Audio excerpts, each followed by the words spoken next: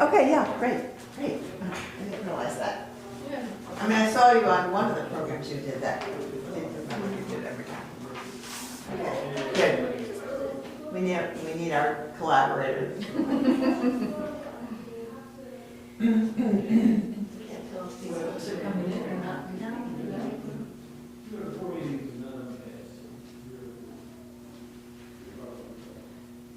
Should I shut the door? Yeah, you can shut that door. It keeps a little bit of the noise He down. was the first executive director of BSAC. Who was the first? That's a trivia question. Who was the first employee? Why was the library not open yesterday afternoon? That might be new paper. We were over in the Unitarian Church between 5 and 6. I don't know, because I just discovered looking for something else. He was in that. I don't know. I mean, I think we usually close at 5:30. I met his Oh, son. I thought you I opened met it. just with Yes, Tony, today. his son's Tuesday? is Yeah. Well, we in open his till 8 80s. on He's Monday and still- Wednesday. he's still Oh, I didn't know. running And then his I did- breakfast at the coffee Okay, shop. yeah, I had this great conversation with him. Yeah, that's all I right. said, Okay. he's like a legend. Yeah, of we these, have 2 late nights. And that's why we have all our programs on Mondays and Wednesdays. yeah, was there somebody before Ron? Yeah, this guy. that would- That's what I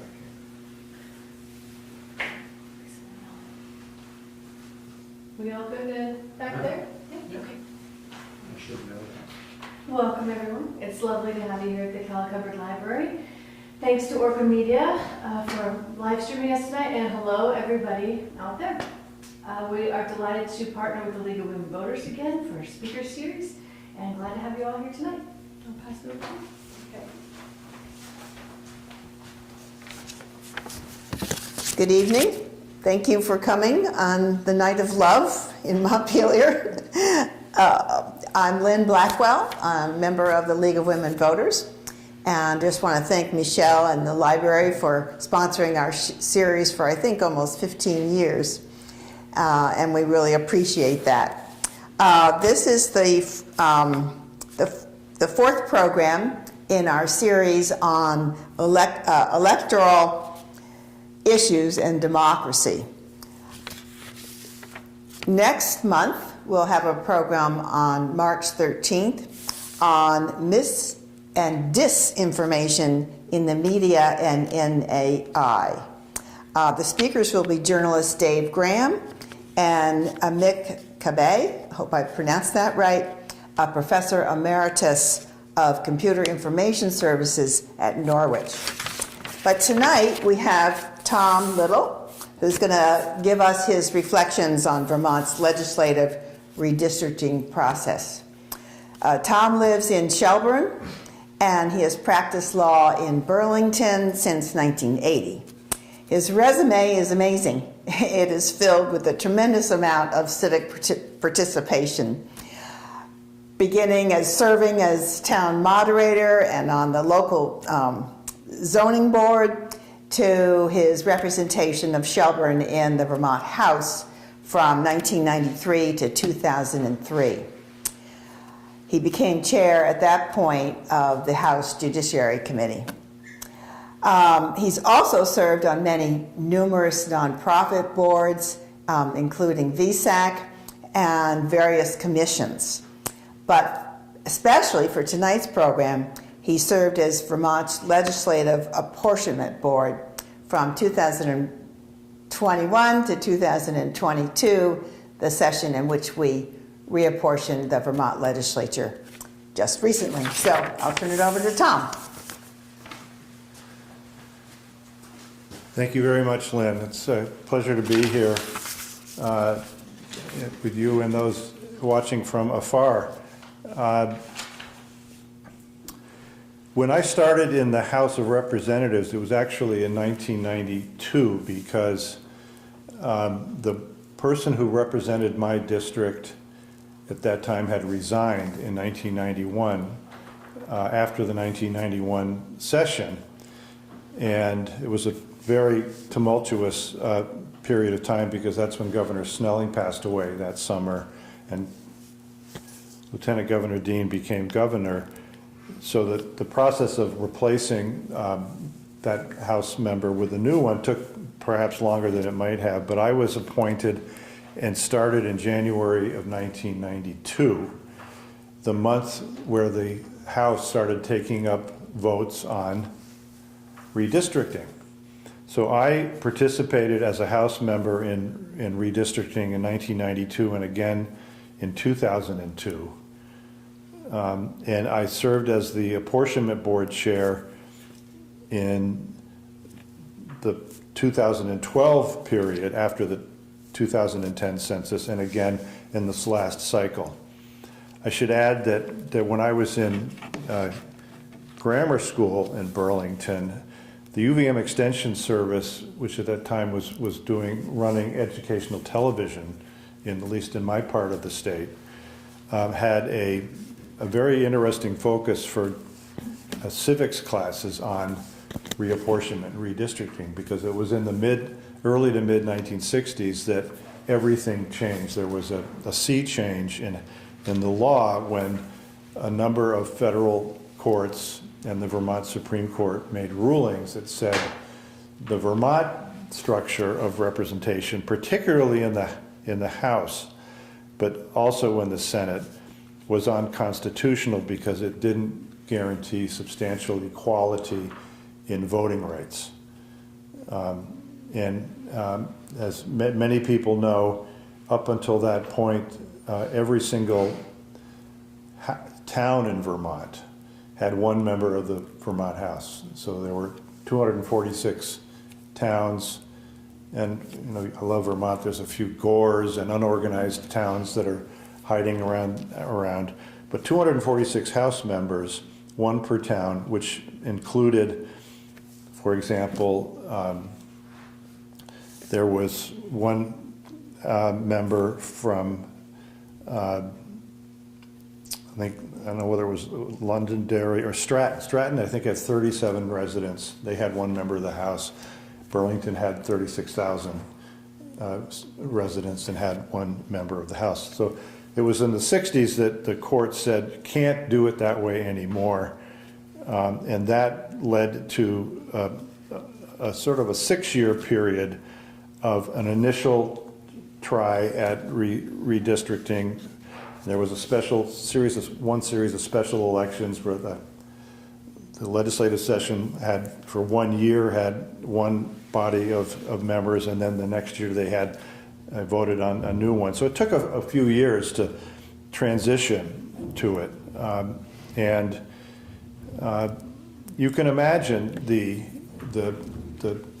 local turmoil and trauma over the prospect of losing a member of the Vermont House of Representatives that your town had had since the 1780s.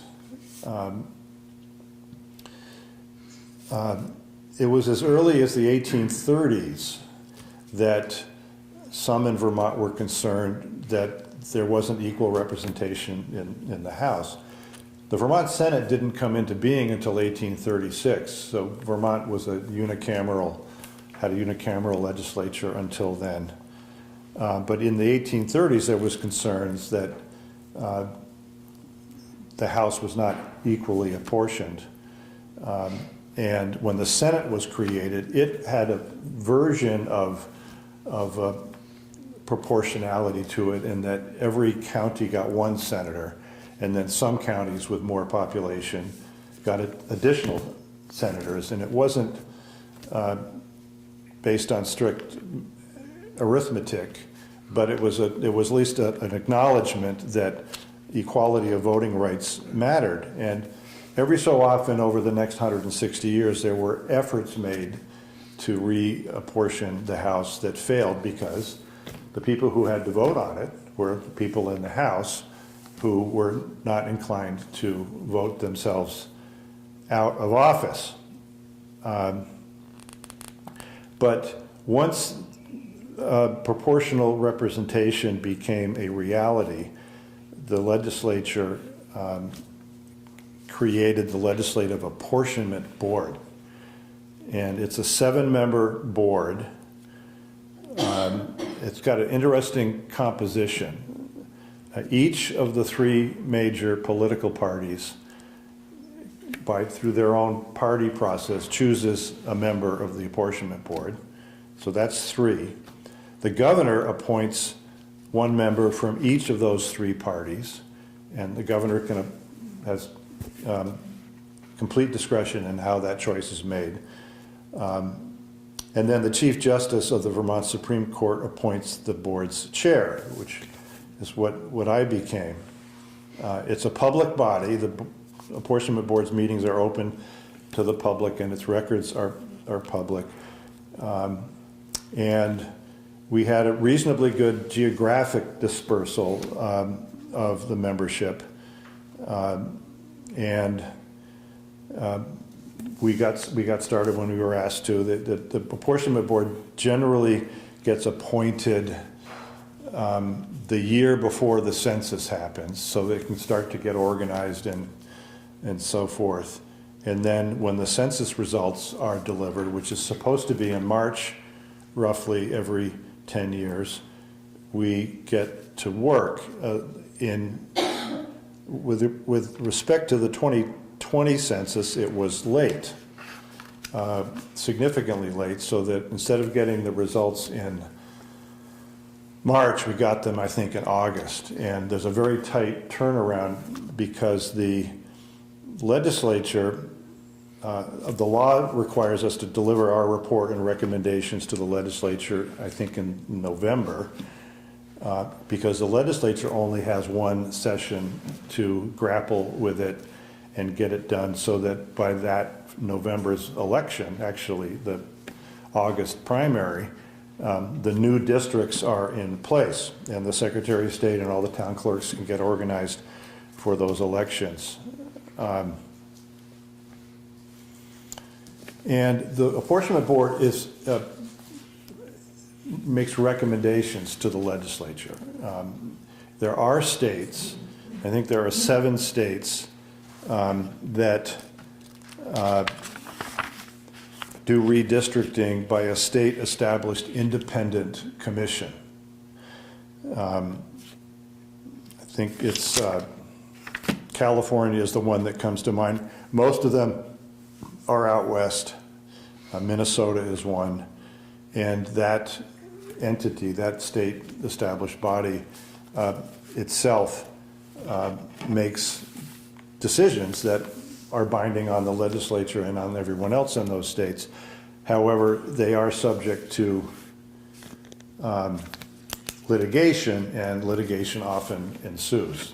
People feel that even though it's an independent commission, there's somehow politics sneaks its way in, and the courts often end up deciding, and in some instances throw out the plan and tell them to go start all over again. But Vermont has this process where the apportionment board does a lot of diligent work and delivers a written report, and we make lots and lots of maps. And one of the things that I've used for years is this thing called the Vermont Atlas and Gazetteer, because when you start looking at drawing boundary lines for Senate and House districts, knowing exactly what is on the ground where you're drawing those lines is helpful. We do have pretty sophisticated mapping software, which is so sophisticated that I really don't understand it. But I use this old-fashioned atlas, which shows you every single little class 1, 2, and 3 road in a town, and helps you try to be respectful of town lines. So the board's methodology, once the census results come to us, is to look at what's called the percentage deviation in each existing district. And that is, let me explain what that is. The apportionment standard is the state's total population divided by the number of districts in each of the Senate and the House. So if, I'm just looking at some 2010 census figures, the population was 625,741, So if you divided that by 150, you would get an ideal-sized district of 4,172 residents. If it were a two-member district, it would be double that. The standard for the Senate district was about just under 21,000 residents. I should add that these are residents, not citizens. So the census looks at who's living there, not what their legal status is. So we look at that ideal number and then we compare it to what the census says is actually living in that district, and you get a deviation, a positive or a negative deviation. So in my example, if you have a House district with a population of 4,518, it has 346 people more than the ideal number for the apportionment standard, which turns out into a deviation of plus 8.29%. Likewise, if a district has fewer than the ideal number, it has a negative deviation. What the law tells us, what the court has said, is that we need to have minimum deviations. That's what the law says in Vermont and elsewhere. But it doesn't say what a minimum deviation is. The way that gets measured by the courts whenever it's tested is that you look at a map of, say, all of the House districts in your proposed map, and you take the district with the greatest positive deviation and the one with the greatest negative deviation, and you look at the spread between those two numbers. And that shows you, in a sense, the district with the real high deviation, in a sense, compared to the one with the real low deviation, is underrepresented. In other words, the voters in that district don't have as much voting power as the voters in the district that has a population much significantly lower than that ideal number. And what the courts have said over the years is the courts get nervous about ruling in this area because they see it as fundamentally a political process, and the courts like not to get too involved in that.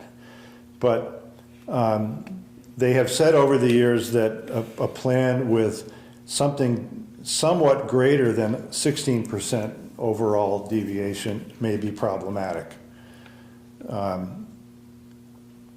In this example, the deviation in the House reapportionment plan enacted in 2002 was 19%, which is a significant overall total deviation. No one challenged that. No one challenged that. And so that's the core principle here. The core constitutional value is that the districts that the apportionment board tries to turn into a map, and likewise that the legislature does, has to make that deviation spread as narrow as it reasonably can. Now there's three other policies that Vermont law tells the apportionment board to look at. The first one is to try to preserve existing political subdivisions, otherwise town lines, town borders, and county borders. Try to keep towns intact and not to subdivide them and put them in different House districts unless you have a real good reason why that wasn't possible in some cases. Number two, recognition of patterns of geography, social interaction, trade, political ties, and common interests. In other words, try to put towns, if you have a bunch of small towns that need to be combined into a district, try to find a group of towns that has something in common with each other. They may have a school that they share, they may have mutual ties in commerce. There may be historic ties where they all sort of see themselves as part of the same part of the state. You try to take advantage of that when you can. And third, and maybe perhaps sometimes most important, make the districts compact and contiguous. And there are some mapping standards for how you measure compactness. I suppose a perfectly compact house district would be a circle, where it can't be much more compact than that, although town boundaries don't generally help you with that shape. You may have seen over the years the term gerrymandering comes up when we talk about legislative redistricting, and there's a famous cartoon from the 19th century from Massachusetts that showed how a legislative district was created that carved a huge loop. The towns were contiguous. There was no non-contiguity to it, but the person who was in charge of that, I think, was a gentleman named Jerry. It was not his first name, his last name. And Mander apparently was a term not used very often for a sort of a creature, a mythological creature or a monster. So gerrymandering, the cartoon shows like a little scary looking vulture that shows how that district was laid out. So compactness is important. Respecting town and county lines is important. And patterns of geography, social interaction, trade, political ties, and common interests is important. Interestingly, the apportionment board is directed not to look at who the incumbent legislators are. When we do our initial mapping, the data we look at doesn't show us where the incumbent legislator is living in a district. So we don't know. I mean, sometimes we have our own anecdotal personal information about this, but when we are reshaping districts to try to make the population more equal, we don't know where the incumbent legislators live. When the law is different, when it gets to the legislature, and probably no surprise, they are permitted to look at where the incumbents live, and would probably do it whether the law told them to or not.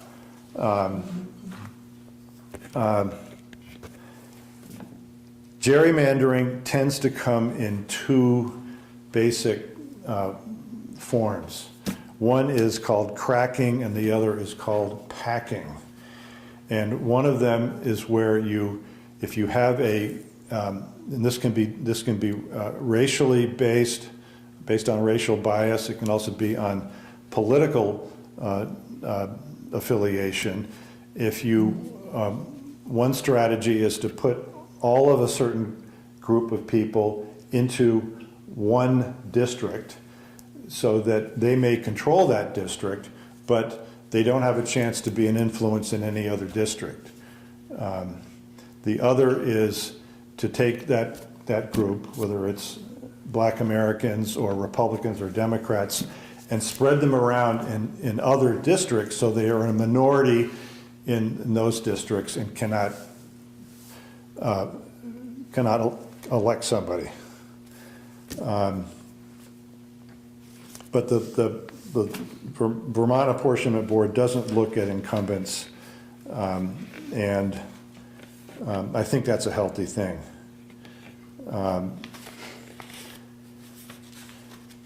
When we look at this deviation information, you make a list of how bad is the current map, how bad are the deviations, and if you have maybe a dozen or 20 districts that really need work because their numbers are skewed, you might think you're in reasonably good shape. But if you think about mapping, whether we're doing a jigsaw puzzle, perhaps, let's suppose there's a district in Bennington County, a House district that has too few people now. And you say, well, we need to change the boundaries and add some more people so that district has as a better number closer to the apportionment standard.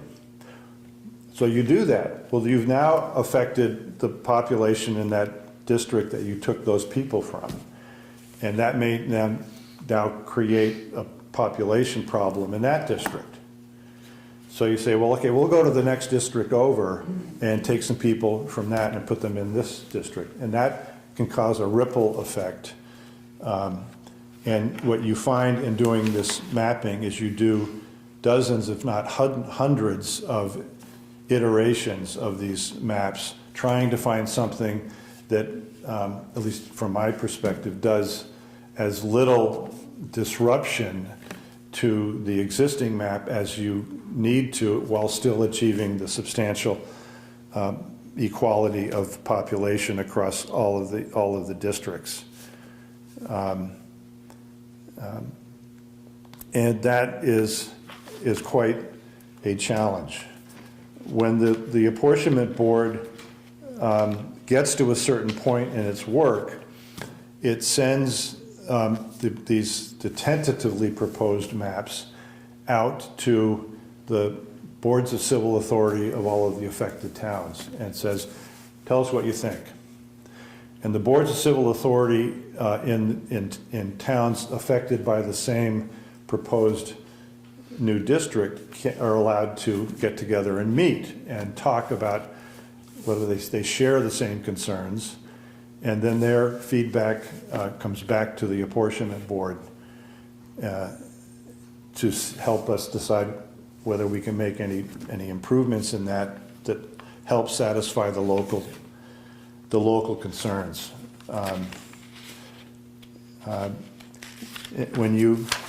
When you do the mapping, it's interesting, when you get to the spine of the Green Mountains, where there are a lot of small towns, those seem to be the towns that are the most, that get bounced around the most from redistricting to redistricting every 10 years.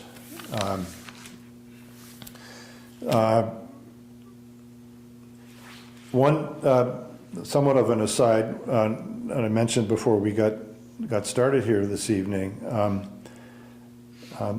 a lot of the action, a lot of the political rhetoric and angst and anger even in redistricting around the country is generated by redistricting of the U.S. House districts.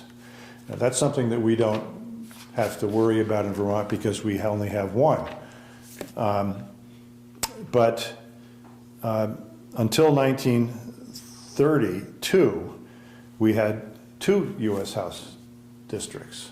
And at various times during the 19th century, we had, at one point, I think for a period of time, we had 6. Now there wasn't, I don't believe there was a formal legislative redistricting process in place at that time, but you can imagine what things would have been like, what would they like now if we had, in addition to all the state legislative districts, we had to figure out how to carve Vermont into 2 U.S. House districts, where there, in a sense, would be potentially more at stake.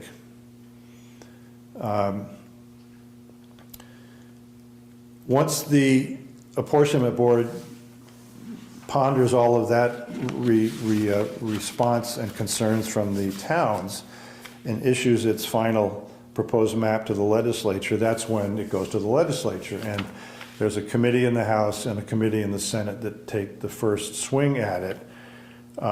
They do their own research and mapping work, although they tend to start with the work that the apportionment board has done. I sometimes get the question, isn't the apportionment board just spinning its wheels because the legislature is going to do whatever it wants to do?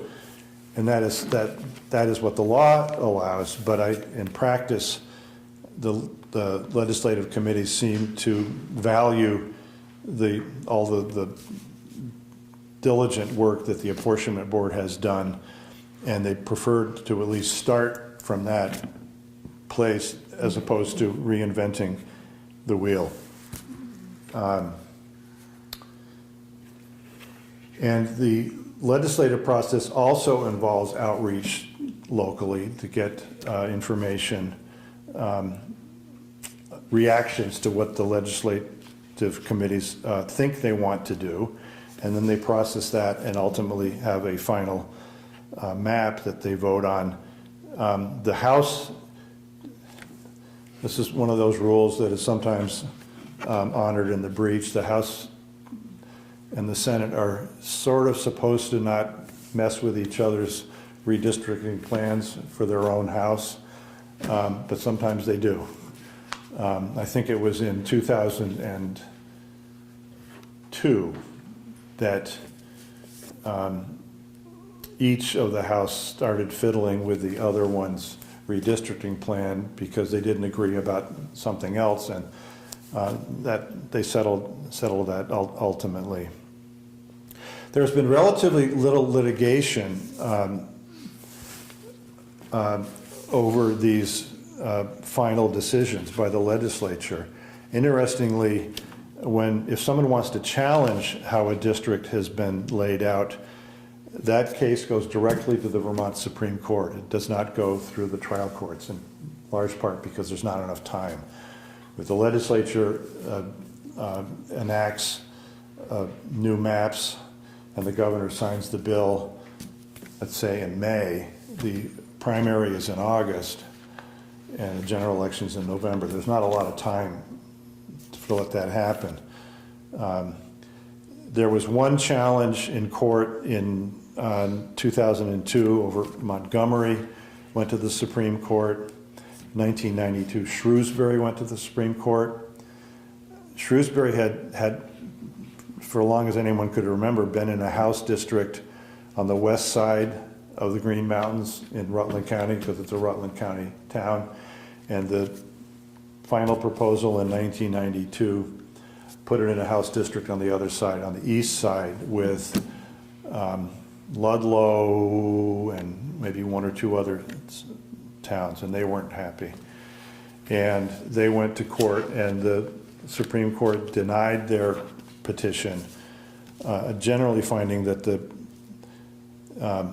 in a sense, you can't make everybody happy, and the process and the rationale for that decision was reasonable. And I should add that when the apportionment board presents its proposal, we do a very detailed written articulation of why we are putting these towns together in these districts. Also saying the alternatives that we may have looked at to do it differently. In the Montgomery challenge in 2002, Montgomery had been put into a Senate district in Orleans County, Montgomery being a Franklin County town. They didn't like that.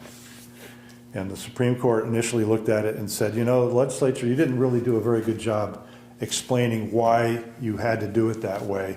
Send it back to the legislature. They did some more work, sent it back to the Supreme Court. The Supreme Court was satisfied with that.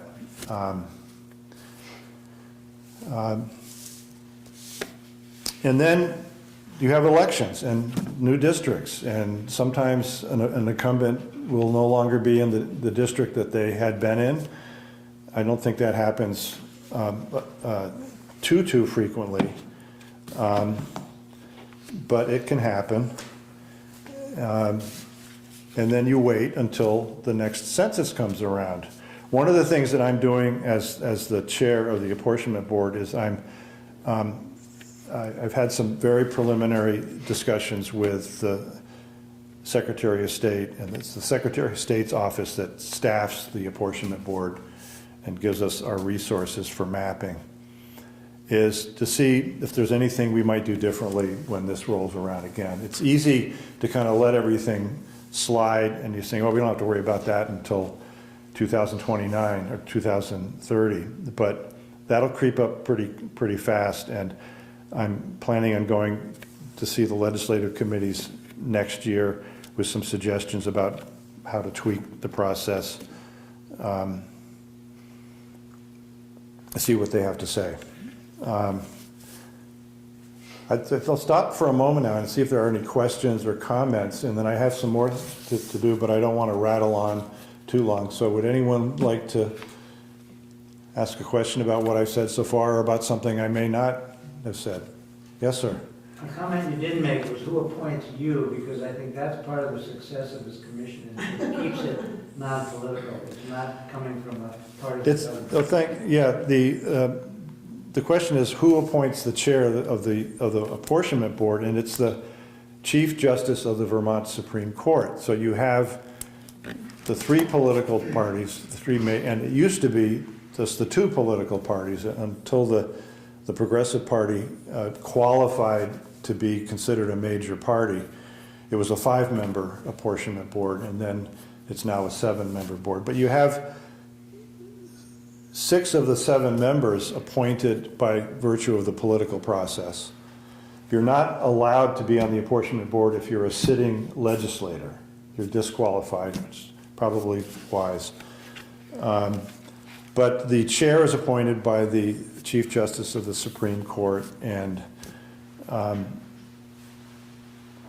lot of the time you don't sense when you're having a meeting of the apportionment board that there's partisan stuff going on, but it's also not too far below the surface at times. And I'll tell you, and it's interesting, the way I first got appointed to that is that then Governor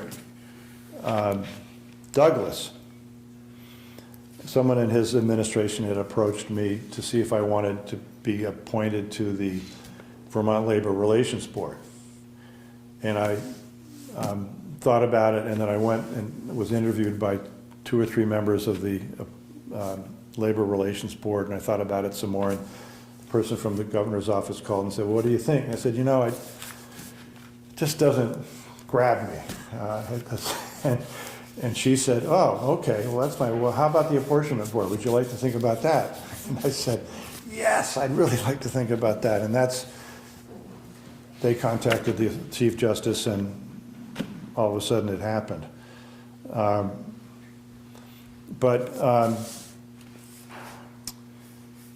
One of the kind of fascinating debates and disagreements within the apportionment board that also appears to probably a lesser extent in the legislature is this. Vermont has single-member House districts and 2-member House districts.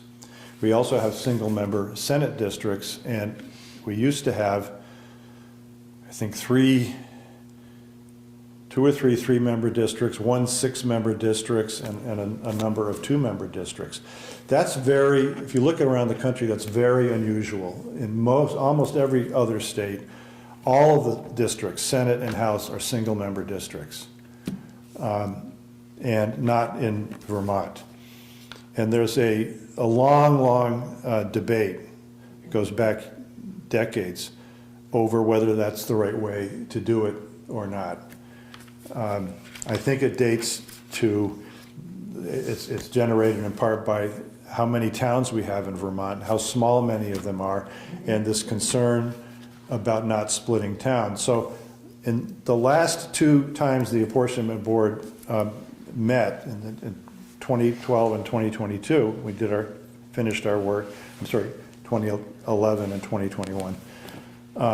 There was a real split on the apportionment board. There were 3 or 4 people who felt very strongly that all districts should be single-member districts. And they felt that way because, in their view, single-member districts are just a sounder unit of representative democracy, where there's one elected representative and 1 district. It's a 1-to-1 binary relationship, and they feel it's better for communication between you and the district.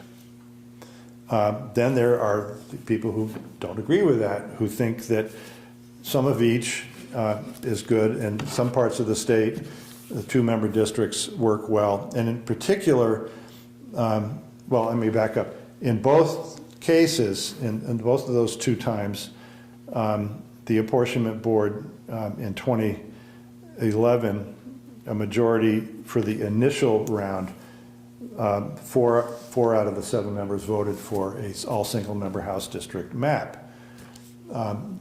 After the feedback came in from the boards of civil authority, a couple of them changed their mind, and we went with a mixture of single and 2-member districts.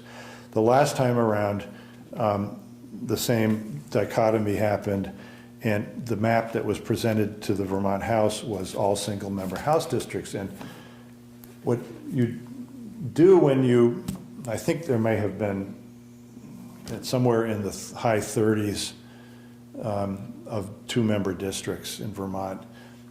When you break up a 2-member district into single-member districts, you end up subdividing towns a lot more and putting part of a town in one single-member district and the rest of the town in a different single-member district. And people feel strongly about that. Some people say, well, that doesn't really matter because the single-member districts are that much better. That's worth giving up on that concern. And the others say, no, we've had like Montpelier, we've had a 2-member district here in Montpelier, I think since 1965. Maybe not ever since then, but the towns in those districts, as a general rule, tend to like it that way, and they're used to it, and they're comfortable with it, and they don't tend to like to be broken up and redistributed. That happened with in Middlebury this last time around.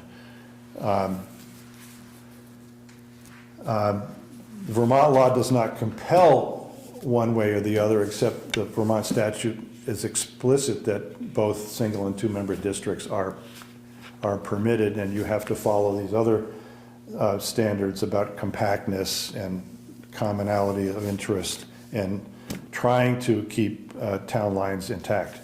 Yes, Lynn? It seems to me that in the last session, in the 2021-22 session, there were also partisan implications for whether we had single or multi-districts, at least in certain cases. And I wondered if you'd give us a reading on to what extent the contention over this issue reflects partisan differences as well as differences over, compactness and history and the standards that you've already mentioned. Certainly. There's a view that it's easier to challenge an incumbent legislator in a single-member district. So if you're in a single-member House district and you've been thinking about running, you want to throw your hat in the ring, that it's easier to successfully challenge an incumbent in a single-member district than it is in a 2-member district. Now, I don't know that there's ever been any methodical research that tracked that. One of the theories is that if the 2 members in that 2-member district are both of the same party, and there's a single member from the other party who's trying to challenge them, a lot of the people who are going to vote for the party who has the incumbents are just going to check both of those boxes and not want to split their vote. Mr. German, do you have any commentary on your personal experience on whether that in fact works out that way? That is, it's easier to challenge an incumbent in a single-member district? I think there's no question about that. Yeah. Because right on the ballot, it says vote for not more than 2. And people if they have 2 votes, they're going to use them. So they'll pick somebody they like from one party, and then that might cancel out the vote for the single person. So what people do, the process of, I don't know, exists elsewhere, but it's called getting a sponge. Meaning, if you want to run in a 2-person district, get somebody to run with you, even if they don't campaign. You've got diehard members of that political party, who's gonna vote for both of them and not waste them. If they see a blind vote, they won't vote for you and somebody from the other party, which is just So canceling the, every vote. if you look at the party affiliation of the apportionment board members, the last two iterations, it was the Republican members, and in some cases, one or both of the progressive members, curiously, the Republicans and the progressives who united in voting in favor of single-member districts. Not too often that they find common ground in that way, but they did in that instance. Yes? Would a multi-member district better reflect the diversity of the area than a single-member district? You've asked a great question for a segue in what I'm going to talk about next, because Vermont has the Vermont Racial Equity Task Force is a part of state government now that is in the governor's administration. And at the beginning of 2021, which was at the beginning of the process of the apportionment board getting organized, the Vermont Racial Equity Task Force issued its annual report to the governor, and it wasn't focused on redistricting, except at the very end, it asked or proposed that consideration should be given to making racial equity an explicit criterion in redistricting decisions. And it cited research from other states in the U.S. House redistricting process that had come to the conclusion that in some of those states, there were flagrant tactics designed to suppress and dilute the votes of communities of color. No one, to my knowledge, no one has done the research in Vermont to try to track that. And interestingly, the U.S. Census data intentionally masks or suppresses the racial identity of residents in rural, low population areas of Vermont and other states for purposes of protecting the individual's personal identities. So it's very difficult for the apportionment board or the legislature to look at a district and see the racial composition. But I'm sure there are other ways of doing that. If you ask, has that been in fact an impediment, a hurdle, an unreasonable hurdle for BIPOC members of our community? I don't know. I know that when this issue came up, I went back over the last 30 to 40 years and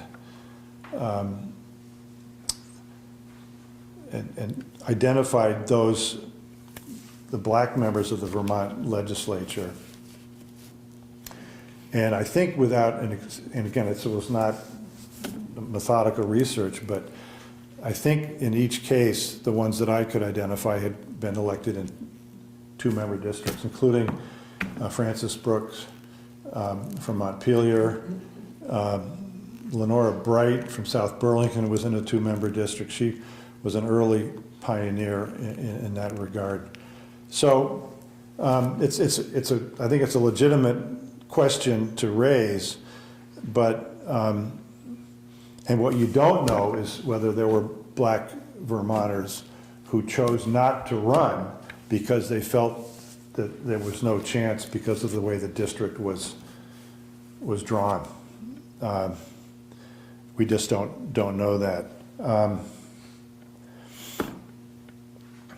Going back to the 1960s, when you think about it, I told you about Stratton versus Burlington, 37 residents versus 36,000. One of the things that meant is that when those court cases were decided, the Vermont legislature, more so the House than the Senate, was very much a rural-dominated legislature. And of course, it wasn't until 1962 that a Democrat was elected governor. It had been more than 100 years since that had happened. So it was a very rural-dominated House and Senate. That may explain why it took over 160 years to reapportion. But the evolution of the House, because even after the reapportionment happened, there was still, I think, a strong presence of rural Vermonters in the House. If you look at it over the last 50 years, I think you can see how that has diminished over time. And I know there's now a rural caucus in the Vermont House that's intended to try to rally people in different parts of the state around issues that are specific to rural communities, whether it's school taxes, Act 250, or something else. I want you also to think about the reverse of that. So when in 1965, Burlington went within a relatively short period of time from having one member of the House to having 8 or 9, maybe even 10 or 11. And that was a wild time in Burlington because there used to be there was one person who got elected. All of a sudden now there were 9 new House districts and 9 places for people to run. And it was very, that's when I was probably 12 years old. It was a pretty exciting time if you had an interest in politics. And my dad had been on the Burlington City Council and served in the House, voted on reapportionment in 1972 when it came up that time. And I just find reapportionment fascinating, in part because it draws you into these maps, and you end up looking at where a town is located. Is it on the side of a mountain? Is there a river? Where's the school district? And what's the best way to try to form a House district so that there's some commonality of interests? You're not subdividing towns, and it looks like it just sort of is a good fit. I remember my first time on the apportionment board, I was doing some work at home on the weekend and on this, and it occurred to me that if we put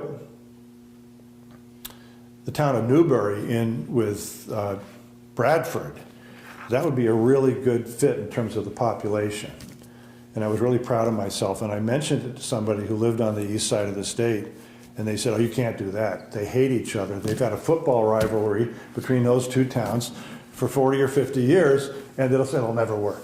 Now, I think that was somewhat of an exaggeration, but that's the kind of stuff that you find in Vermont, not just Vermont, but you see it maybe. We're more sensitive to it here at times. If the more you can take those things into account, I think the better the representative democracy works, because the people who are being asked to go to the polls and vote feel like they have something in common. They share things, and I just think it makes it a better unit of government when they're sending people over to the State House in Montpelier. How are we doing on? We have about 7 or 8 more minutes. I have a question. Please. This is sort of a non-sequitur, but I wanted to go back to the question of racial and ethnic diversity. And I'm wondering if you could explain, you said that the courts don't want to deal with political partisan gerrymandering. That issue they feel is political and not a legal issue. But when we look at the congressional districts around the country, of course the Supreme Court has ruled on a number of malproportioned districts based on, I'm assuming, the Voting Rights Act and their need to review any issues of racial on inequity. Mhm. Now, could you explain how they would distinguish this between that and partisanship at this point, and how Vermont might deal with that if that came up in Vermont? I mean, I think the courts, and this is not, although I'm an attorney, I'm not well versed in the law of other states around that type of concern, but I think the courts would tend to look at partisan gerrymandering one way and racially motivated gerrymandering a different way. So let's suppose that, I mean, Winooski, Vermont, has, for years and years, was a 2-member House district. And I don't know how they ended up this time around, whether, is that still a 2-member House district? So let's suppose somebody said they were concerned that because of the robust immigrant population in Winooski that's been going on for 20 plus years, somebody is concerned that maybe you would have members of an immigrant community be elected to both of those 2 seats in a 2-member Winooski district. And they said, we can't have that. We don't want immigrants to control the legislative process for Winooski. So we're going to try to draw those lines so that we're going to put all of those people in one district. And we're going to pack them into one district. So at least there's one House seat in Winooski that's not going to be elected by immigrants. I think that would be very troublesome. And likewise, the other form of gerrymandering would be to split them into districts by drawing funny lines so that they wouldn't have any power in either district. And I think if it was done on a racial basis, I strongly suspect the Vermont Supreme Court would find it in their best judgment to rule that unconstitutional. It's worth study. I was glad that the Vermont Racial Equity Task Force raised the issue, but there isn't, to my knowledge, any Vermont-based research to show that. I mean, it's sort of, some of it, this is intuitive. And because the census tends to suppress the identities, it makes it harder to do bad gerrymandering or to do better gerrymandering. You said they suppress the identities in rural areas, but I'm assuming they don't in urban areas. I believe so, but again, I don't know. How would they treat them differently? How would the census treat rural and urban? Somehow they do it. Because again, they're worried that if in a very small, thinly populated area, the census told you what the racial identity was, and that the people would figure out who the BIPOC people are, and that would have bad consequences for them because they'd be discriminated against, I guess. We were very unhappy with the performance of the U.S. Census Bureau, along with most other states the last time around, because I mean, it's a huge undertaking to do a decennial census, and it was about 5 months late, and that really made our work very, very hard. Yes, ma'am. One less weighty question. Do redistricting boards across the country know each other and confer? Do you have built meetings or anything like that? No. Okay, because I was wondering, you spoke about commonalities and you couldn't put these 2 towns together because they were football rivals. And if you've got a state like Texas or Illinois or whatever, do they get down to that level in their discussions? Don't know, and I'm not aware of any. There's a national association or conference of almost every conceivable interest group you could imagine. I was not aware of one, and I didn't go to a convention for it. So, thank you very much for your attention and your questions. Oh, thank you. Happy to be here. And register and vote. See you at town meeting. Yes.